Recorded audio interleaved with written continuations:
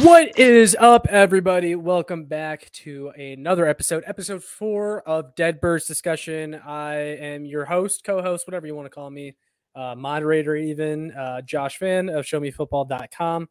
I'm mainly known for my football, but then there's Braden, who's known for his baseball, and we're here to talk about your St. Louis Deadbirds, not Cardinals, Deadbirds is what we call them. But, man, Braden, so much has happened since our last episode. We had a very somber last episode, and we kind of just dove into how depressing it is to be a Cardinals fan right now. And then we said, here's our expectations over the next 3 series, over the next 9 games. And, you said that they had to be 7-2 for you to be happy coming out of that 9-game stretch. And your absolute floor was 6-3. Well, they went 3-6 or 3-6. Yeah. Which is just, it's insane. I really, or was it 3-6 or was it 2-6? Because they lost the first 4 games, or they lost the first 5 games, won 3 in a row, then lost tonight to the Cubs again. You're right. Yep. That's right. So, I mean, that's obviously way below kind of the standard we had set for them. And it was looking real. I almost kind of wish we had made our episode before the Cubs series, because I feel like the Cubs series is now giving people kind of some false optimism, some reason for some false optimism. But also, it just would have been awesome to just go in on this team after those first 6 games against the Angels and the Tigers. But, man, it was bad. Like, they literally could not have done worse after that episode we made. They lost to the Angels all 3 games. Pitching was terrible in all those games. The Angels just blew through the Cardinals pitching rotation. And then in the Tigers series, a lot of the same, but they were able to grab that last one and beat the Tigers by 6 runs, which the Tigers were a team, we talked about that last episode, that they really should have swept. I mean, that's probably the worst team they played in this 9-game stretch. And they lost 2 out of 3. But then they were able to win that last one, win the first 2 against the Cubs.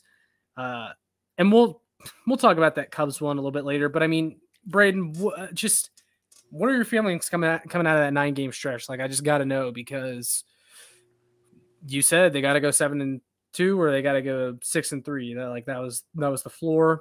So, I mean, where are you at right now with this team? I still think that this team could bullshit their way into the playoffs simply because of how bad the rest of the NL Central's been. The Pirates, I think, are 1-9 in their last 10 games and have the worst run differential in the league since our last episode. The Brewers aren't too far behind. We beat the Cubs 2 out of 3, and then the Reds are the Reds. If we finish below the Reds, then literally everybody needs to go. The Angels series was not good. Losing the first game, fine, whatever. Ohtani wasn't even playing, and we still lost it. Mats gave up 4 runs. Yeah, the Cardinals were so bad. The Cardinals were so bad that the Angels were like, you know what, Ohtani, you get a day off today. Yeah, that never happens. But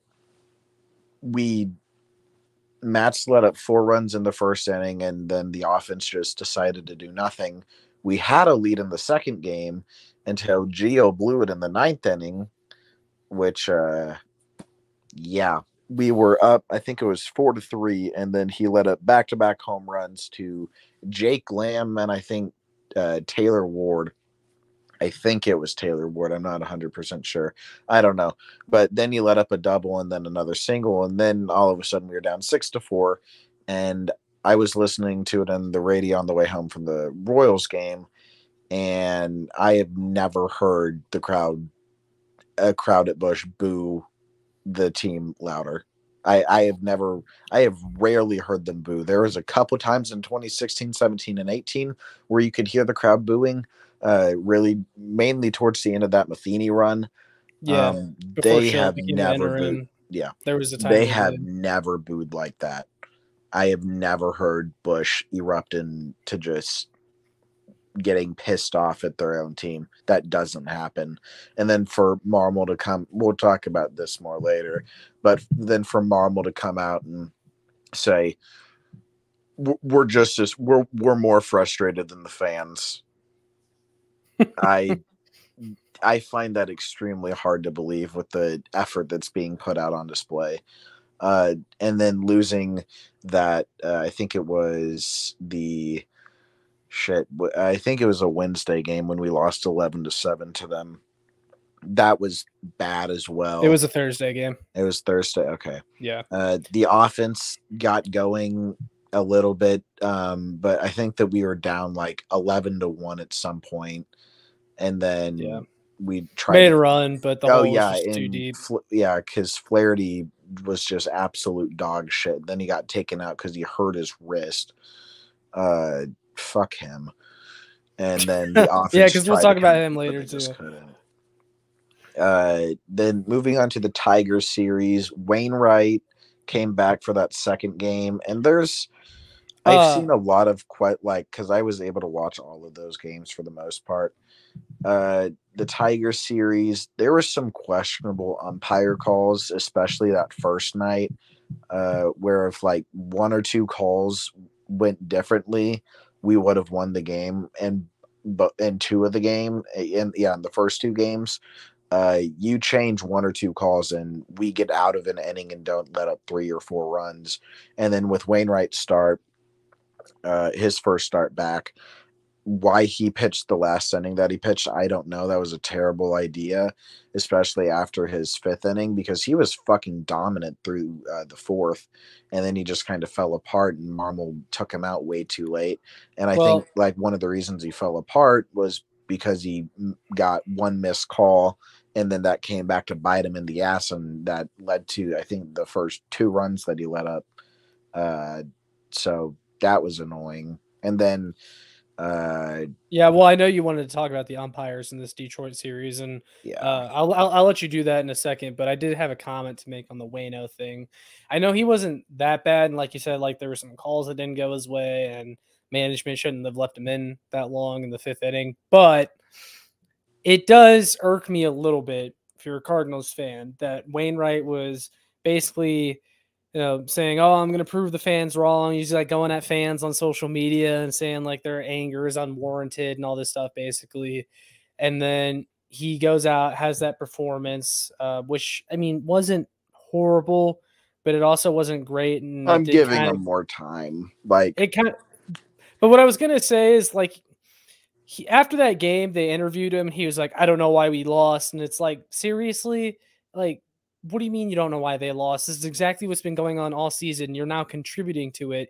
You can't come out and tell the fans, "Oh, I'm going to prove you guys wrong. Look what happens when I come back." And then you come back and put out that performance and then say to the media after the game, "I don't know why we lost." This is what fans have been watching all season. What do you mean you don't know why they lost? But continue. I think that what Wainwright showed, I think that he will be okay. I don't think that like judging him based off of his AAA rehab start is going to be like, I don't think that people should do that, like him letting up 4 runs to a AAA team in 5 innings or whatever it was. Because looking at the Tigers right now, they swept the Mets right before they came and played us. They were hot. They really were. They've been playing like a really good baseball team. I think that they might have overtaken the Guardians tonight, and I think that they're second in the AL Central right now. That's not saying too much because the AL Central does have the Royals and the White Sox in it. Yeah. But nonetheless, I believe that they are second in the AL Central as of right now. So losing a series to them isn't good, but you can manage it. Same thing with the Angels. They're second place in the AL West right now, and they're playing hot. They lost to the Astros tonight. But, I mean, if we want to be a playoff team, we got to beat these guys. I mean, you just got to do it. And I know that our next series is up against the Brewers, and they've been struggling. I think that they lost 2 out of 3 to the Dodgers. I haven't checked in on that series. I know that they split the first 2 games.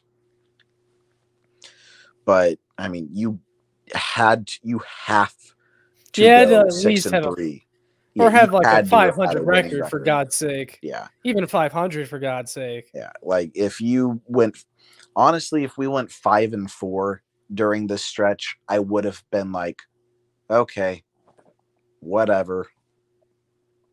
Like, yeah, cool.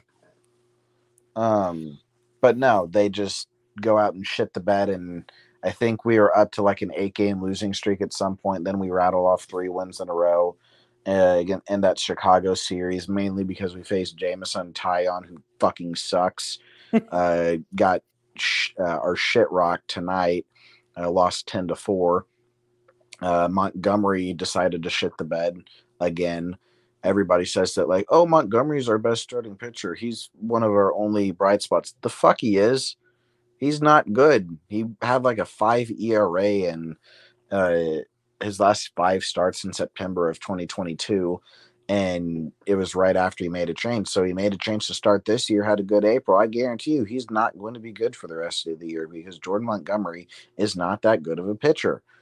I don't understand Cardinals fans' faith in him, and I don't understand. I don't really think that anybody has faith in Flaherty anymore. But I mean, he went no. 5 innings and allowed 3 runs and has a 6.18 ERA on the year. I mean, he's washed.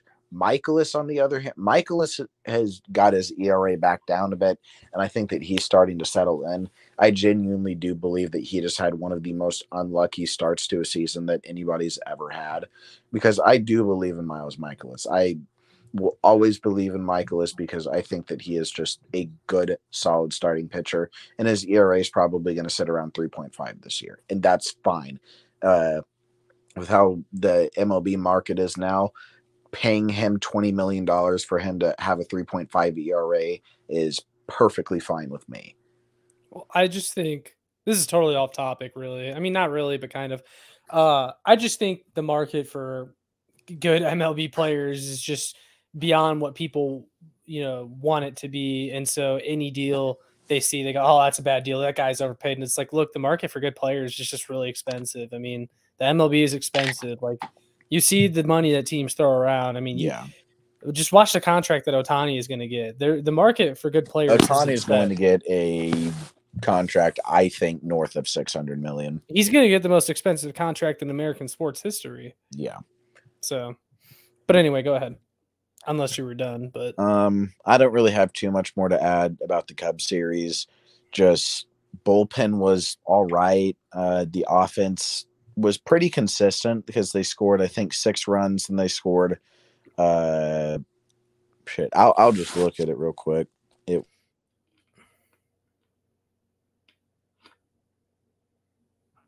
3 runs in their first game, and that's when that's when Michaelis pitched. And then they scored 6 runs last night, and then they scored 4 runs tonight. So I mean, the offense has gotten at least a little bit more consistent, and they scored 12 runs on Sunday against Detroit, and Goldschmidt had a 3 home run day. But this team has still given me absolutely no reason to be optimistic about them. Yet Cardinals fans are going to be like, oh, we just won 3 in a row. I think that we're back, guys. No, we're still, I think we're 13-25 now. That's still 12 games under 500. Yeah, it just goes to show how deep of a hole they're in right now. But you talking about the offense in this Cubs series and how they showed a little bit more consistency is actually a good transition, because Wilson Contreras was a big reason for that. Actually, he had a good series against the Cubs in his first real series as a DH against his former team. He had a couple knocks for a base hit. He's just really productive. Was able to advance runners multiple times. But let's talk about that whole thing, because that had not happened at our last episode, or by the time we recorded our last episode. Wilson Contreras has become a scapegoat for the Cardinals organization, their lack of pitching staff. This is going to take a little bit to talk about, but I mean, because there's so many other elements to this, but I just hate what the organization is doing to Wilson Contreras. I hate how they threw him under the bus. He is far from their problems. He's far from their only problem. I wouldn't even really call him a problem. I think, again, they're just using him as a scapegoat, and he's just being made into this punching bag that all the Cardinals players and coaches are taking their frustrations out on. And I say players too, because Buster Olney had talked about this or tweeted it out. And he dropped some breadcrumbs, and he was basically like, the Cardinals pitchers are part of the reason why this move was made with Contreras, because he said that. Yeah, Flaherty and Wainwright specifically. He said if the pitchers wanted Contreras to be their catcher, he would be the catcher. So this was also because of the Cardinals pitchers and how they felt. But also, I think, if anything, Wilson Contreras should be going to these pitchers and being like, hey, y'all fucking suck. I can't catch for you. Like, it's not his fault. And look, we know Contreras was not the number one catcher for the Cardinals this offseason. They wanted Sean Murphy. I feel like that's been made clear at this point. Contreras was kind of their second option. They weren't willing to trade. They just weren't willing to give up Donovan, Newt, and they just weren't willing to pay the price. So they settled with Contreras, but I think they were still happy with him. And we know Contreras isn't the perfect catcher behind the plate, but he's serviceable. He's better than what the Cardinals. He has a great arm. Yeah, he's got a good arm. He's thrown a few guys out this year trying to steal the bases. I mean, Wilson Contreras, I like the dude. Like, there's no reason to be doing all this with him. I hate it. And the good thing to see is that a lot of Cardinals fans have sent him, instant messages on social media talking about like, hey man, you don't deserve this. We love you. And he even talked about that in an interview about how he was surprised about how many Cardinals fans were backing him throughout this. In this Cubs series a little bit, even though they won 2 out of 3, this entire series just felt like over the top damage control for Wilson Contreras. And the Cardinals social media account was like posting Contreras at every stop. And it just felt, I don't know, it just felt wrong. It felt weird. I don't know. How do you feel about it? I think that Oliver Marmol should be fired for how he has handled this team, and it shows that the front office has absolutely no idea what to do when there's any sense of urgency. Well, I'm glad you bring up the front office too, because both the front office and the coaching staff were totally contradicting each other on this entire Contreras thing. Oh, he's going to DH. He's going to play the outfield. Oh, wait, he's not going to play the outfield. Actually, I don't think he's going to play a position at all. One side is saying that they like him at catcher still. The other isn't. And Ollie Marmol, oh my God, Ollie Marmol. He basically came out and he was like, yeah, Wilson Contreras needs to, and instead of worrying about what position he's going to play, he needs to worry about what he can do to get back behind the plate. Basically, you might as well just come out and say, hey, Wilson Contreras sucks, Ollie Marmol, because that's basically what you're trying to say without actually saying it.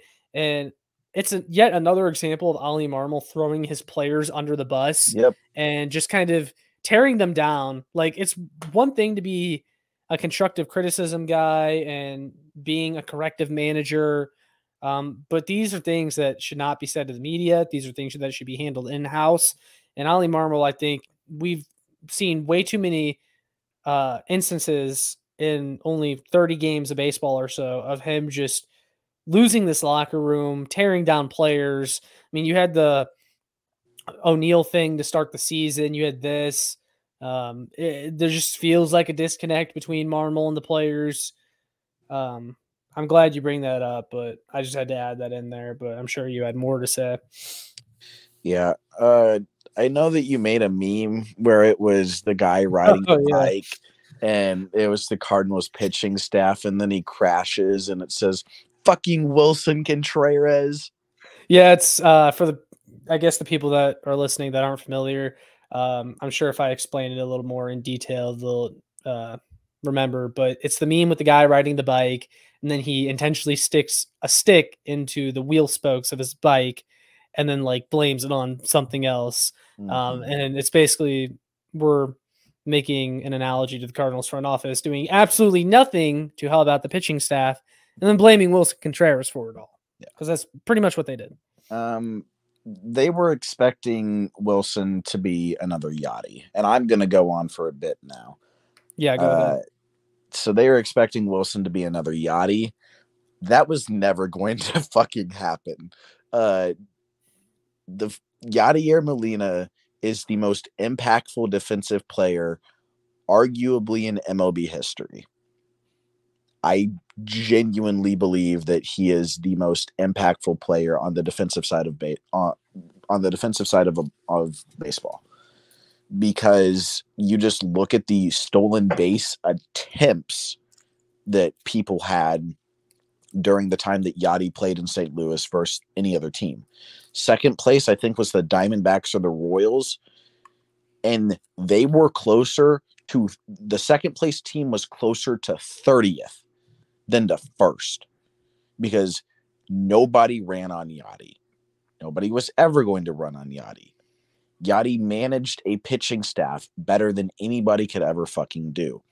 AJ Pierzynski had a clip come out the other day where he said Yachty had complete control over that locker room.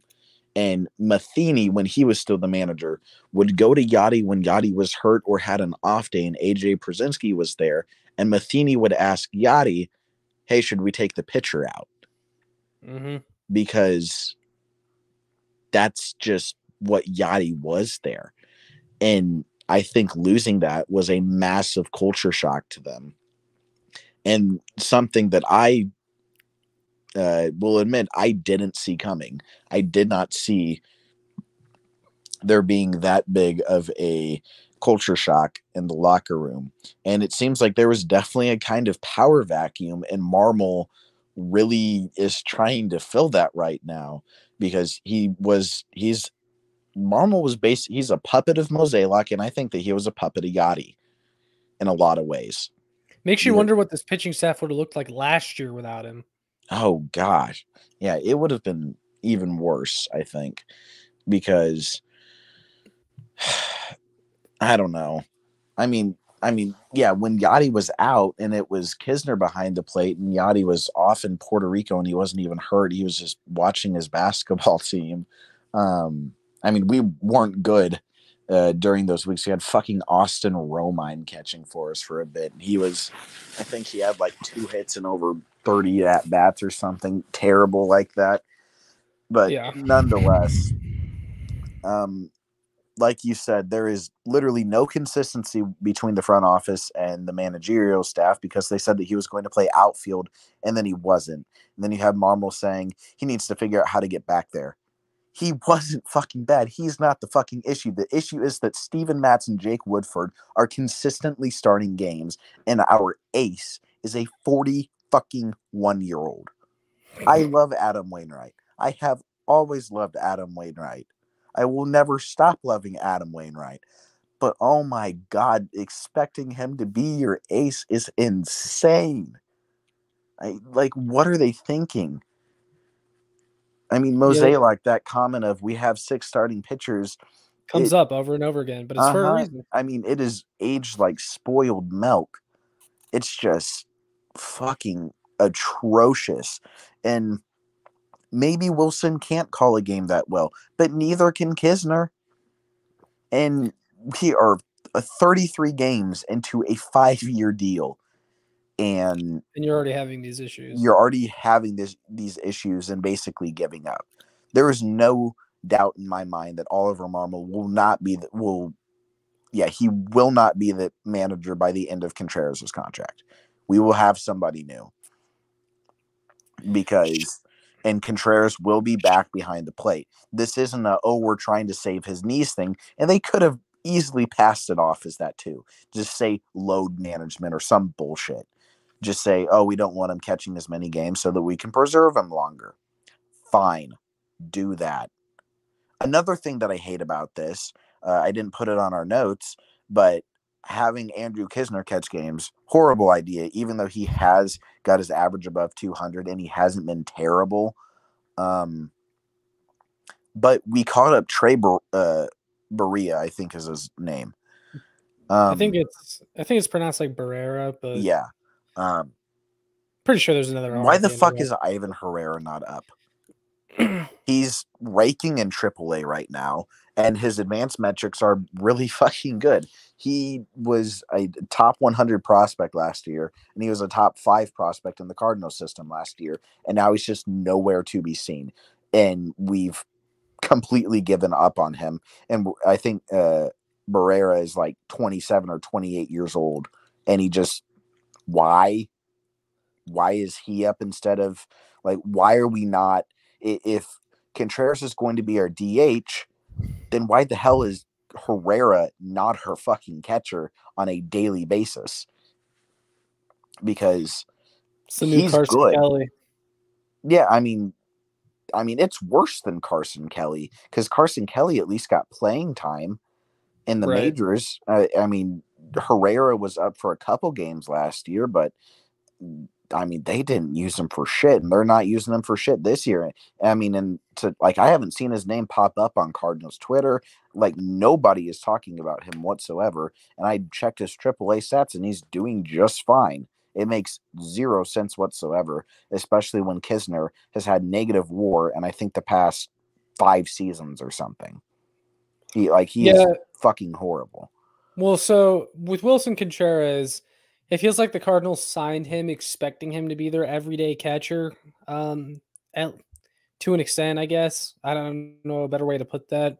But I don't think the workload that they had for him that was left behind by Yachty, that was never a good match.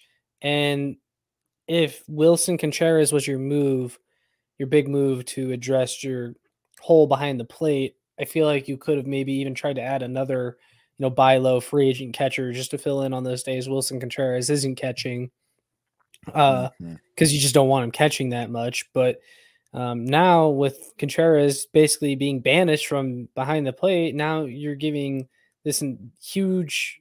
I need to watch my phrasing. I was going to say you don't want to give this huge load to Kisner, but I mean, because he's not. I mean, we've seen Kisner. I mean, there is no way that we are about to give Andrew Kisner 120 games. Like, there's no shot. Like, that's a he's horrible about to play more than half the season. That's a horrible plan.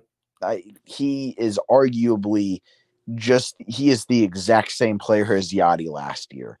And that hole that we had at catcher isn't fulfilled at all. And we just created a massive ass logjam at DH because now Gorman isn't going to be able to get at bats unless he plays second base. And then he's a defensive liability there.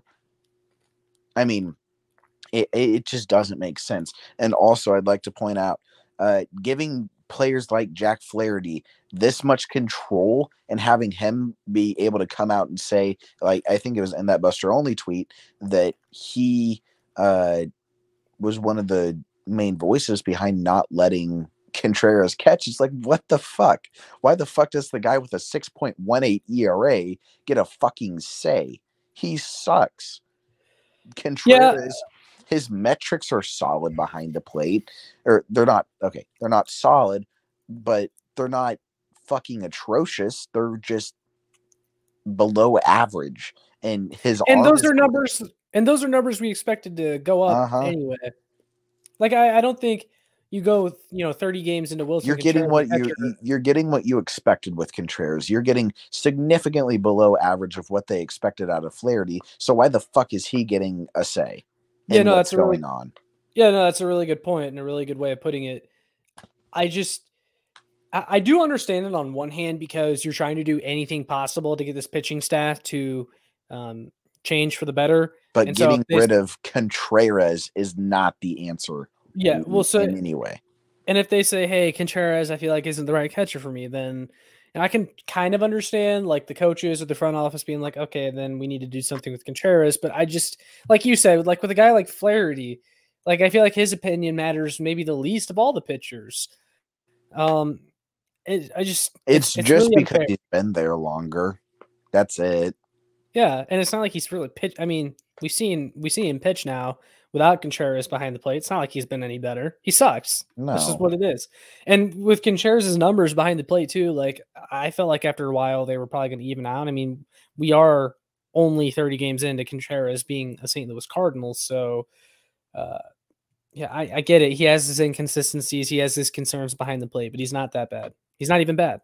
No, it's just they're just trying to use him as a scapegoat and try and do literally fucking anything to solve this issue. They're it's last ditch effort to try and save this season, save this pitching staff, and I guarantee it's not going to work.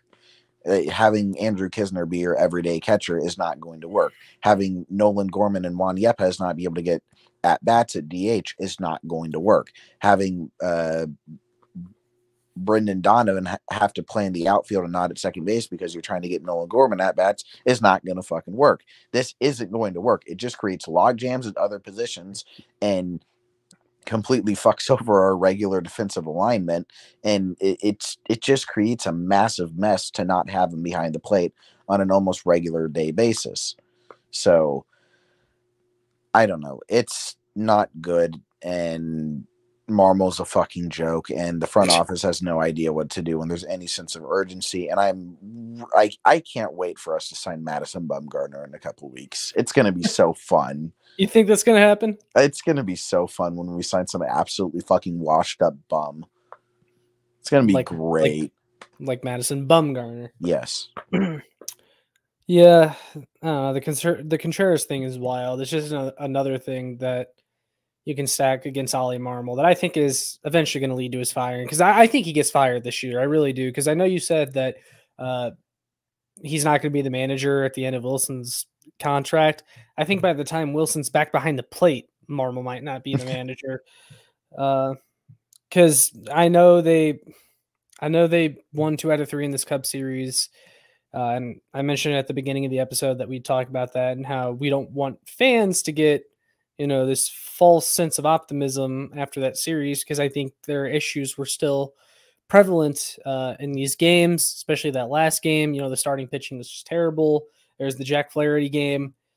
I don't think winning 2 out of 3 against the Cubs and still being 12 games below 500 means you're fixed now. No. And, you mentioned it. The NL Central is not even really that great. So what? You beat the Cubs. You still lost 2 out of 3 to 2 teams. Well, not 2 out of 3 because they got swept by the Angels. Lost 2 of the Tigers games. But, those are teams you should be beating. You should be beating. You should be winning those series. And they just haven't. And so it's going to be a few more weeks. We're going to have to see this Cardinals team over the next few weeks, over their next few series, even after this episode. And if they're still, less than 500 in like the next 9 or so games, then I think we have our answer for this season. And I think we know that this team is going to be playing meaningless baseball like in September. So it's just not going to matter, which is crazy to say. I think it's very showing how the season has gone when we have had 2 issues with O'Neill and Contreras be like issues that should have very easily been solved just within the locker room, get blown up into national news stories, especially when the Cardinals are very close and personal. And they usually don't let anything get out. Like in free agency, you will not know who, like if they actually sign anybody until somebody from the St. Louis media reports it, because they do not talk to the national media whatsoever. But everything that has gone on this season is getting blown up to the national media because of how much of a fucking joke this organization is. And I don't think that Oliver Marmol is the issue himself. Firing Marmol is not going to solve a damn thing, because Marmol wasn't the manager for all 9 seasons that Mozeliak has been the general manager since 2015. I know he's been here since 2011, but he has not been the manager for the past 9 years where we've only won 1 playoff series. Yeah. This starts from Mozeliak. Everything starts from him. And he's asked us to be patient. Fuck him. We've been patient for almost a fucking decade and have 1 playoff series win.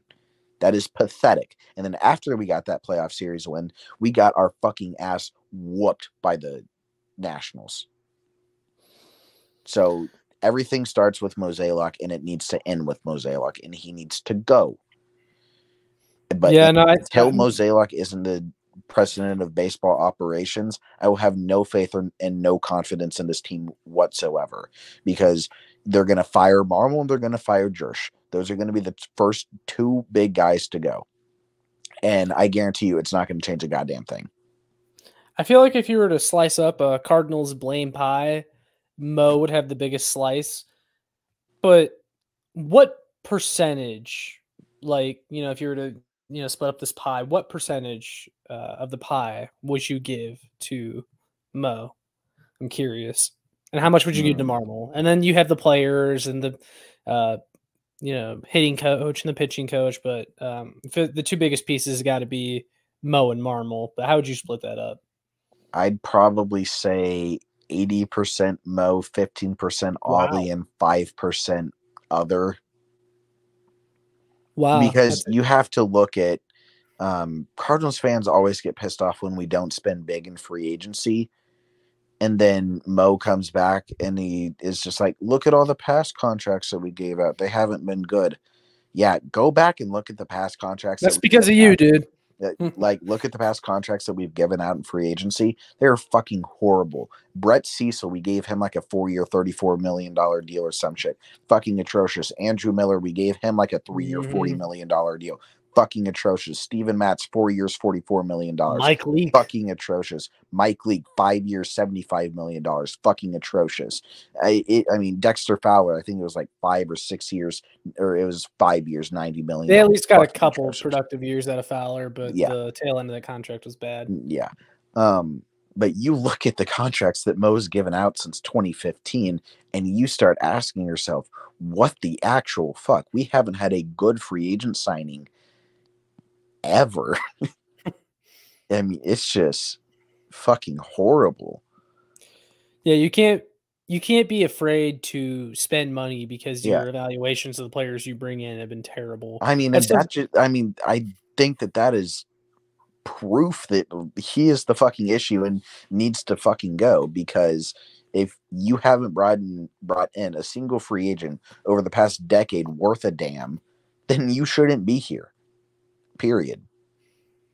So yeah, that's I think my piece on the entire Contreras situation is that it's not Contreras' fault and that Mo needs to go, and Marmol is not a solution. Or he's not the biggest problem, but he's definitely not a solution. Yeah, so I agree. Mo's the biggest problem with this organization. That's been clear for a while. I mean, even before this year and everything coming crashing down, fans have always kind of been pissed off at Mo. He's always been seen as like this cheapskate guy. I got Goldschmidt and Arenado. What else do you want me to do? Yeah, and then like even when he makes the move, he's smug about it. But Ollie Marmol, I feel like if you fire him, I do think it would be at least a step in the right direction. Now, I'm not sure if I would trust Mo to find his replacement. Oh, hell no. But Marmol, I feel like at this point, he's lost the locker room. Oh, yeah, he just has. And I think firing him would maybe light a fire under the player's ass, kind of like it did when you fired Matheny and Schilt took over and they went on that big run. I don't think that would have happened, but I think he could do a lot better than Marmol. I don't like the way he's handled this team at all. His answers to the media, I haven't liked at all, to the questions they've been asking. But yeah, I think that pretty much sums up our feelings on that. Let's kind of turn towards some more positive things going on with this Cardinals team. Actually, no. Before that, we'll talk about Flaherty real quick, just a little more in depth, and then we'll kind of do the positive things and then probably wrap it up. But Flaherty, he had an interview where he just basically went off on reporters asking him about his velocity on his fastball, because it's been an inconsistency of his, and he talked about how he likes to play with the velocity, and I guess the Cubs game was a game in which he played with his velocity and it didn't work out, and I don't know, he absolutely went off on reporters, but they asked pretty valid questions, and I think he just needs to take responsibility for being a bad pitcher. That's my take, but I know you probably have a lot more to say than I do on that. I don't have too much to say outside of if you are going after Derek Gold, you are a piece of shit because Derek Gold's awesome. He's one of my favorite he's probably my favorite Cardinals reporter because he is just a snarky asshole to people who say stupid shit on Twitter, and I love it.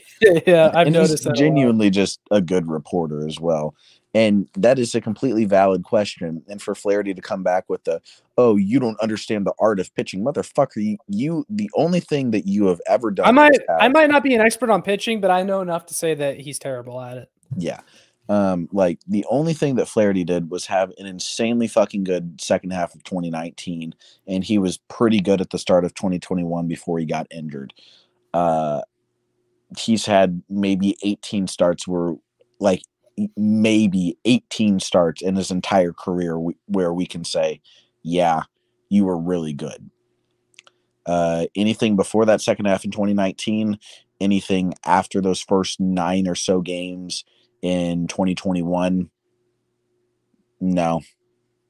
He just doesn't know how to fucking pitch anymore. And for him to say, again, you don't understand the art of pitching, not only is it fucking pretentious as fuck, it's literally the media's job to try and convey and get answers out of you to understand what the art of pitching is and then tell that to the fucking fans. That is their job, you dumbass.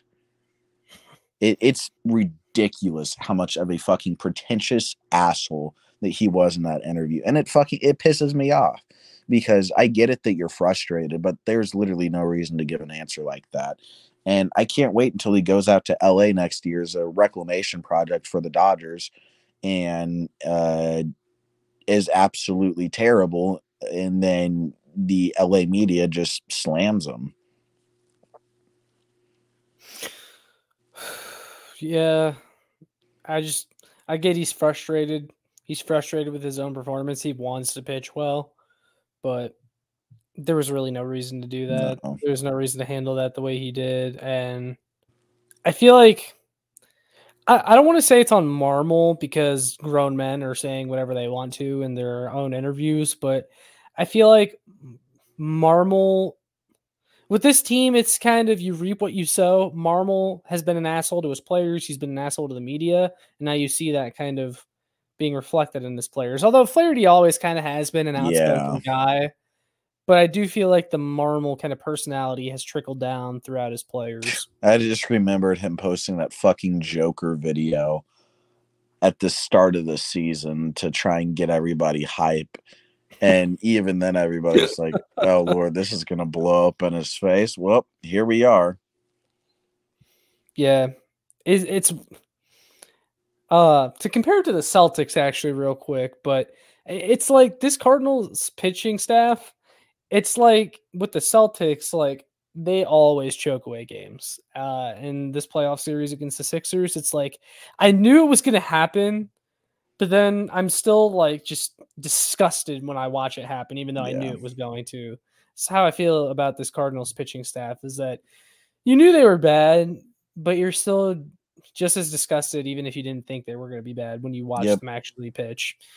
But let's pivot to a couple positives before we finish up.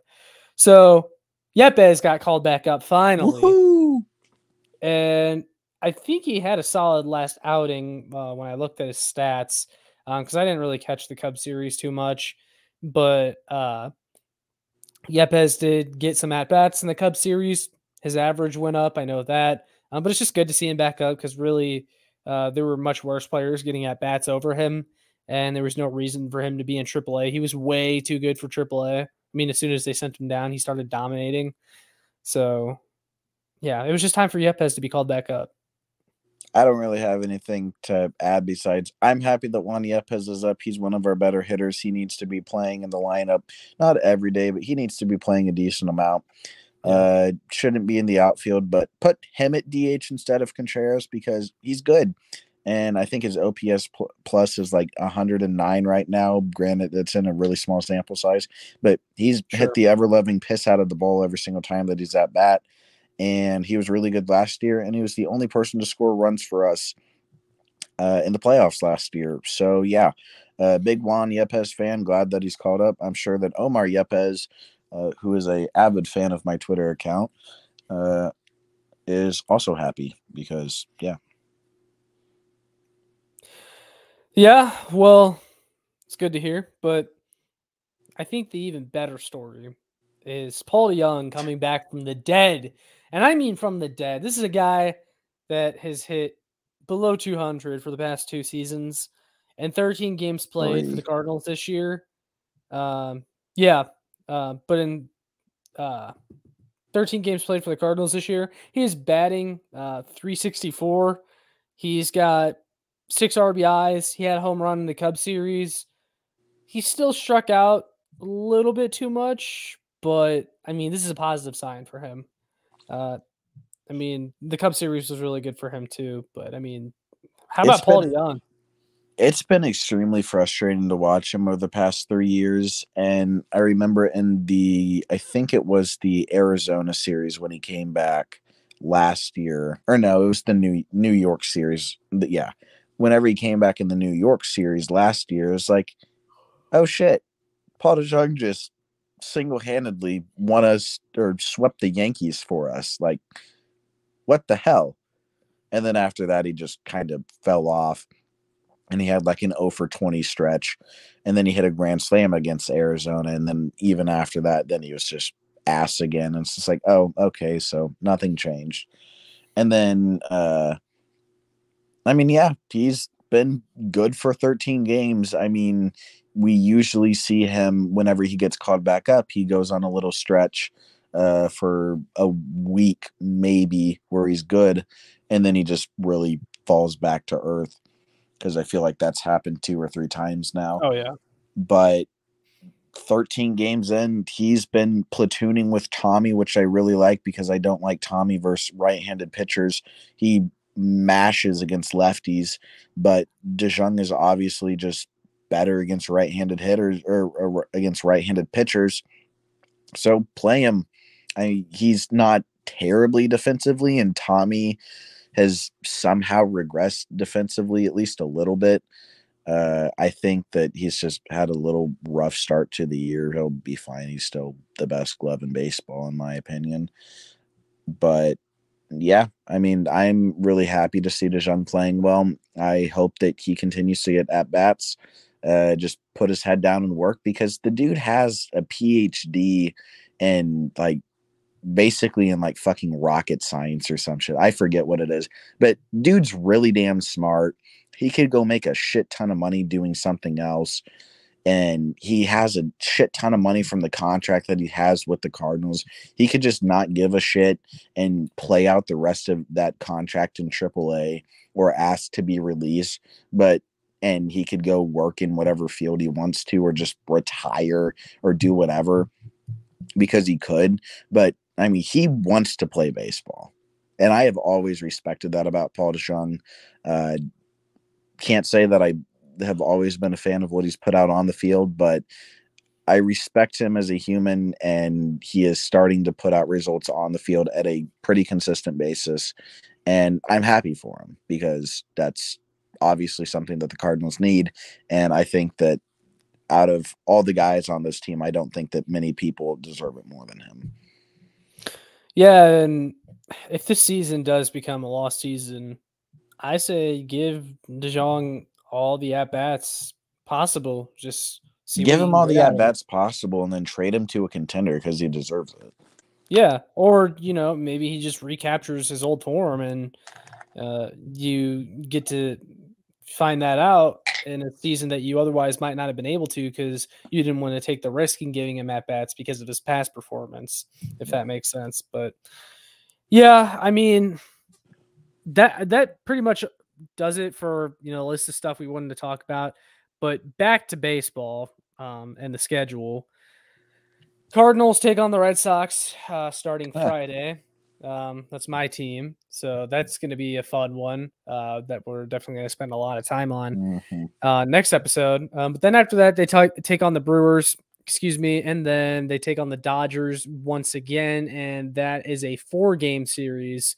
So we'll probably come back after the Dodgers series, but unless, something major happens. Yeah. But That is 4, 5, 6, 7, 8, 9, 10 games. Yeah. So we'll do the same thing we did last time. What record do they have to have through these 10 games for you to be satisfied?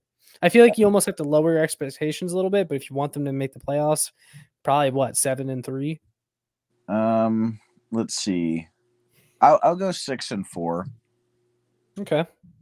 Split the series with the Dodgers and then go 2-1 against the Red Sox and the Brewers. I think that's reasonable. It's reasonable, but it also feels like a ginormous ask for this team. It feels like a massive ask, and I don't think that it's going to happen. But if they want to be in a good spot, then yeah, I think that they need to go 6-4 over these 10. Yeah. It's like, are they going to Fenway or are they coming here? They are at Boston. Okay. I like how our bats line up there with all of our lefties being able to hit it over that little short porch and right. Yeah. And it'll be interesting because and also Paul DeJong always owns the AL East. Well, it's also going to be James Paxton's season debut. Ooh, okay, we're going to do great then. Yeah, I'm kind of worried about that. He's not good at all. Not really. I'm not looking forward to it, but I don't know, man. It's the DeadBirds. It is the DeadBirds. We'll see. But yeah, I mean, I think that pretty much wraps it up. I'm not going to add too much. Hold on. One last thing. Jordan Walker has been absolutely dog shit in AAA. Thanks, Ollie and Mo, for completely ruining a player's confidence after him not having 20 good at-bats in the majors. Yeah, and he did something that no rookie has done in 100 years, and they just sent him down because he had a little cold streak. Pretty crazy, but whatever. But yeah, that pretty much does it for this episode, guys. Thanks for tuning in. Make sure you like, share, and subscribe so more fans can find this. And also, you can check out my work here on this channel, you know, if you're into football. But otherwise, this is really the only baseball stuff we do. And you can also follow Braden on Twitter. It's at ShowMeBaseball. But with all that being said, we're going to see you all in the next one. Take care.